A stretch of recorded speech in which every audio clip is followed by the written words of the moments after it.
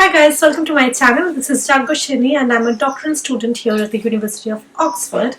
And quite recently I had made this video about how to get into Oxford from India because a lot of you asked me to make this video, and after making that video I have been receiving emails from every part of the country and comments and messages asking me for advice.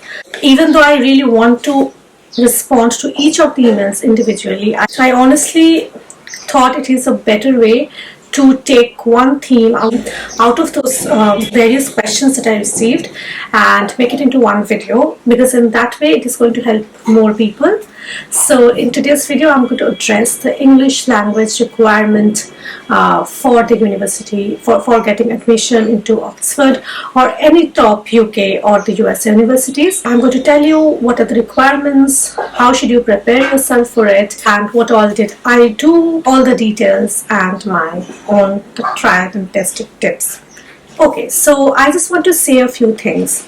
Now, I noticed that for people who are based out of the urban regions of India, for example, the big cities, like Mumbai, Delhi, Bangalore, Calcutta, most people who are thinking about going abroad or applying abroad, they are not worried about English language test because their grooming has been such, or the privilege that we have gotten has ensured that we do not have to worry that much about the English language test. That can be taken care of at the end. Let us take care of the other things first. Now, what are the other things? It's a long process, this application process to any top university outside India, and I have explained all of that in that other video. I have a whole Oxford playlist that you can check. But as I was saying, so I have noticed this, that for those of us who come from an urban privileged background, we do not often worry about the English language test. But it is one of the major requirements if you're going to an English speaking country, especially the UK or the US. And a lot of times I have seen students who have the potential, who have the marks, who have all the other requirements that they need to fulfill, just because they think that the English language is something that they are not quite confident with. Now, I'm here to tell you, you can still apply if you're not feeling confident enough with your English language, because honestly it's just another language, and if you have not been trained in first language English while growing up in your school, even then it's just going to be fine. It's not as daunting as it sounds. And yeah, let's begin. And subscribe if you like, ask me any question that you want to ask. I have details, and give this video a big thumbs up. So yeah, let's get started. Now, for Oxford, I had taken the IELTS exam, but there are two kinds of tests that usually any UK university accepts. It is the IELTS or the TOEFL. Since I have taken the IELTS for going to Oxford, I'm going to talk about the IELTS, but the US also requires TOEFL, and the pattern for both these exams are kind of similar. So, Oxford requires 7.5 as an overall score and 7 in each of the components, each of the 4 components in the test, for you to qualify for applying for any course that you wish to apply for, be it undergrad, postgrad or doctorate, anything, as an international student if you're going from India.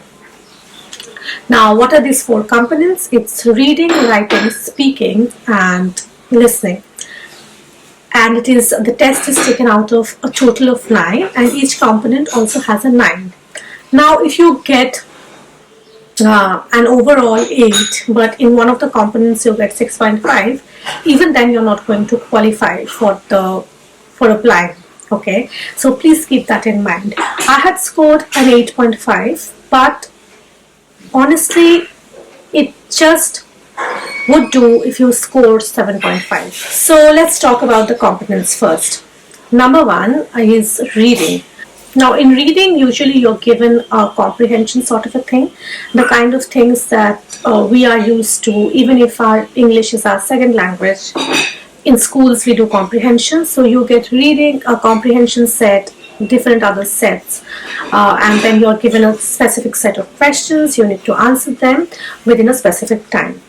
Now, I would say that this specific time is very important. So always practice with a stopwatch so that you know that you are able to grasp the basic concept of a comprehension paragraph while you are within the stipulated time frame. I think that is what makes the most difference. So practice reading as fast as you can. I read very fast, and this is not something that's going to happen overnight. You have to train yourself to do it. I can make a separate video on how I read very fast. I train myself to do it. So I would say you never know which comprehension is going to come. Of course, if you register for the IELTS test, you will be given a booklet where you will have some basic tests. There are, of course, tuitions and coaching centers. Go for them if you feel comfortable. I'm not against any of those, but I'm just going to share with you some basic tips that actually helps. So read the newspaper and make sure that every morning or any time that you are willing to practice, you give yourself, for example, you give yourself 5 minutes and you say that I'm going to finish this paragraph and I'm going to recall as much information, not verbatim, but as much information as I can from the paragraph and jot all of that down in the next 2 minutes. So this is a practice I think that helps with the reading part. Now coming to listening, the listening bit is the thing that I'm going to tell you will also going to help you with the speaking part. Now with the listening and the speaking, this is funny, but you usually get these exercises that get boring, and I always find any curriculum boring after a while, and you just feel like I have to sit and practice them. So what I would suggest is you watch TV shows, English TV shows, British TV series, any movie, anything that you like, but watch them without subtitles. Honestly, and give yourself an hour's task every day where you practice watching movies, and just not watch it for the fun of it. Watch it mindfully so that you make sure that you understand each of the words that these people are speaking without the subtitles. It is going to help you with the listening, it is going to help you with the speaking. And while speaking, make sure that you do not speak terribly fast like I do. I worked on it when I sat for my IELTS, and make sure that you do not stagger a lot. All that matters is whether you're confident, you're not making too much of grammatical errors, and if you're eloquent enough, that is going to help. And coming to writing, now this can get a bit tricky, and you have to keep in mind certain things like your grammar is perfect, your spelling is great. Also, they assess how much you can think for yourself. Now here I have to say something which I should have clarified earlier. IELTS have two types. One is the general IELTS that you are required to take if you're just wishing to settle down in the UK because you're marrying someone who is there, or you're shifting there and all of that. And there is another one called the academic IELTS. Now for studying in the UK, you need the academic IELTS, and it is only valid, the results are only valid for 2 years. So after 2 years, you again have to retake it. You can take it as many times as you want because it's a paid test. So for writing, in academic IELTS, they also pay attention to how much you can think.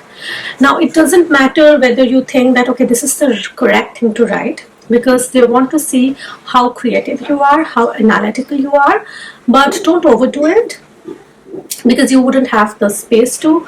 So just keep in mind that you are not paying so much attention to not make grammatical, spelling and other errors, to forget to imagine and let go of all the creative abilities that you have. There are a few things to remember. Time constraint. Please do practice as much as you can so that you finish everything within time. This is a problem that you might face. For the reading and listening can be tricky because you're not allowed to rewind. So you just have to listen and right? Which is why I recommend watching the TV shows without subtitles, and preferably start with watching the shows that you have previously watched, because that way you can actively recall, because you have previously seen the subtitles. But then move on to the other TV shows. Even news channels, watching English news channels are great. Watch the BBC, watch any news channel that you wish to. This is something that helps a lot. So I just wanted to quickly share this. I hate it when people feel intimidated just because they do not have a grasp over a language, and just because it's a foreign language. At the end of the day, remember, it's just another language. It's not necessary to value add to it, and these universities are going to look for your potential and not just someone who is very fluent in a language. They're just going to see if you have the working language to conduct research, to study there, to understand the things that will be taught to you over there. All of this is very scientific. So practice. Let me know if you need to know anything. Subscribe, and as always, I wish that this helped you in some way. Hit the like button. I thank you all of you for all your support. Bye guys.